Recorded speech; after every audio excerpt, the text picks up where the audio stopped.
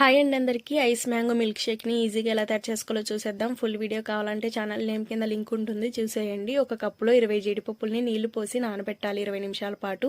జీడిపప్పులు నానిన తర్వాత నీళ్లు వంపేసి పక్కన పెట్టాలి. ఇప్పుడు 2 మీడియం సైజు మ్యాంగోస్ని తీసుకొని 1.5 మామిడి పండుని పెద్ద ముక్కలు కట్ చేసి పెట్టుకోవాలి. ఇంకా సగం మామిడి పండుని చిన్న పీసెస్ కట్ చేసుకొని పక్కన పెట్టుకోవాలి. ఇప్పుడు ఒక పెద్ద మిక్సీ జార్ తీసుకొని నానబెట్టిన జీడిపప్పులు, పెద్ద సైజుగా కట్ చేసి పెట్టుకున్న 1.5 మామిడి పండు ముక్కలు, తర్వాత 6 టేబుల్ స్పూన్స్ షుగర్ యాడ్ చేసి మెత్తగా పేస్ట్ తయారు చేసుకోవాలి. ఇలా మెత్తగా గ్రైండ్ చేసుకున్న తర్వాత 2 కప్పుల పాలను యాడ్ చేసి మళ్ళీ ఒకసారి గ్రైండ్ చేయాలి.